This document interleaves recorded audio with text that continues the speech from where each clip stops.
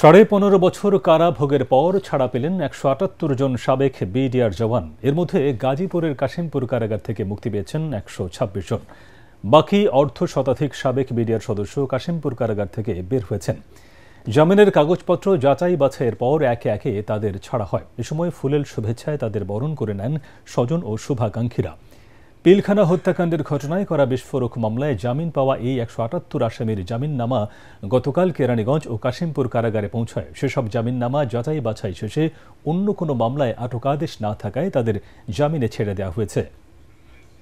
বিনা অপরাধে 16 বছর ধরে জেলখানা ছিলাম, তাই তবে আল্লাহর কাছে কোটি কোটি শুকরিয়া যে আমি আজকে বাইরে হতে পারছি। যেসব সেনা অফিসার ছিল তারা আমাদের অফিসার ছিল না, তারা আমাদের গার্জিয়ান ছিল।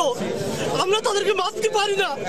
তারা অনেক অফিসার আমাদের সহযোগিতায় তারা পিলখানা থেকে বেঁচে বেরিয়ে গেছে।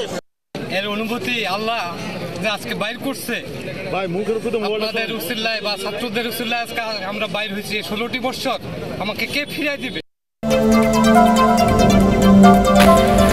কিছু ক্ষেত্রে অন্তর্বর্তী সরকার নিরপেক্ষ ভূমিকা পালন করতে পারছে না বলে অভিযোগ করেছেন বিএনপি মহাসচিব মির্জা ফখরুল ইসলাম আলমগীর। তারা নিরপেক্ষভাবে কাজ করতে না পারলে নির্বাচনকালীন নিরপেক্ষ সরকারের দরকার হতে পারে বলে মন্তব্য করেন তিনি।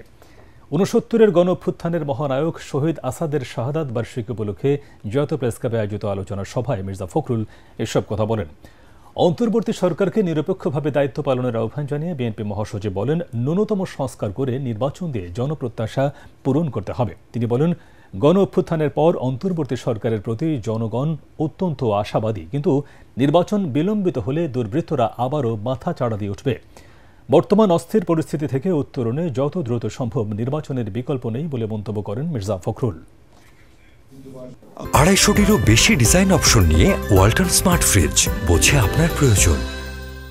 অন্তর্বর্তীকালীন সরকার যদি নিরপেক্ষ না থাকে তাহলে একটা নিরপেক্ষ সরকার দরকার হবে নির্বাচনের সময়।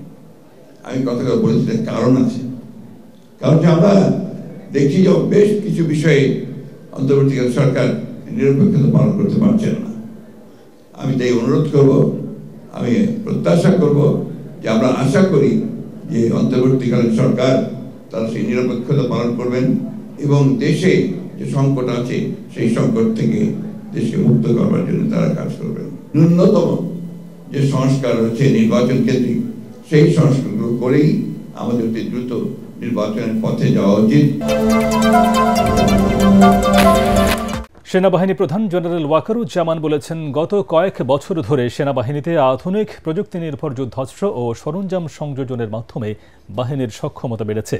সক্ষমতা আরও বাড়াতে ইঞ্জিনিয়ার্স ডিফেন্স ইন্ডাস্ট্রির কাজ চলছে। সকালে চট্টগ্রাম শহীদ M.R. চৌধুরী প্যারেড গ্রাউন্ডে ইস্ট বেঙ্গল রেজিমেন্টের 17তম কর্নেল অব দি রেজিমেন্ট অভিষেক অনুষ্ঠানে এসব কথা বলেন সেনাপ্রধান। এ সময় সেনাবাহিনীতে আধুনিক যুদ্ধাস্ত্র ও সরঞ্জাম যোগানে সচেষ্ট থাকবেন বলেও জানান তিনি। সেনাপ্রধান আরও বলেন, ইস্ট বেঙ্গল রেজিমেন্টের প্রতিটি সদস্য তাদের উপর অর্পিত দায়িত্ব সর্বোচ্চ পেশাদারিত্বের সাথে পালন করবে এবং প্রয়োজনে দেশের জন্য জীবন উৎসর্গ করতেও দ্বিধা করবে না। ইস্ট বেঙ্গল রেজিমেন্টের আভিযানিক সক্ষমতা ও যুদ্ধ উপযুক্ততা বৃদ্ধির চলমান প্রক্রিয়াকে আরও বেগবান করব ইনশাআল্লাহ। পেশাগত দক্ষতার পাশাপাশি একটি সুন্দর জীবনমান আমাদের সকলের কাম্য। আমি যে কোনো কল্যাণমুখী কার্যক্রম বাস্তবায়নের জন্য সর্বদা সচেষ্ট থাকব। এ বিষয়ে আমি রেজিমেন্টের সকল সদস্যদের সহযোগিতা কামনা করছি। প্রাথমিক ও মাধ্যমিক বিদ্যালয়ের শিক্ষার্থীদের বিনামূল্যে বিতরণের বই খোলা বাজারে বিক্রি ও মজুদের অভিযোগে দুজনকে গ্রেফতার করেছে ডিবি। গতরাতে রাজধানীর বাংলা বাজার থেকে তাদের গ্রেফতার করা হয় বলে জানান যুগ্ম কমিশনার মোহাম্মদ নাসিরুল ইসলাম। এ সময় তাদের কাছ থেকে 10 বস্তা বই উদ্ধার করা হয়। গ্রেফতারকৃত মজুদকারী মূল হোতা সিরাজুল ইসলাম উজ্জ্বল 10 বছর আগেও একই অভিযোগে গ্রেফতার হয়েছিল বলে জানান তিনি। এছাড়া এই চক্রের সাথে জড়িত অন্যদের গোয়েন্দা নজরদারিতে রাখা হয়েছে বলে জানান যুগ্ম কমিশনার। প্রাথমিক অনুসন্ধানে যেটা আসে, যেখানে একটা চক্র আছে, যে চক্র পরিবহনের সময় যে বইগুলো নিয়ে যায় সেখান থেকে অতিরিক্ত যে বই, সেই বইগুলো ফেরত এনে খোলা বাজারে তারা বিক্রি করে এবং খোলা বাজারে এই যে অসাধু চক্র তারা সেখানে জমা রেখে পরবর্তীতে তারা বিভিন্ন জায়গায় সেটা উচ্চ দরে বিক্রি করে থাকে।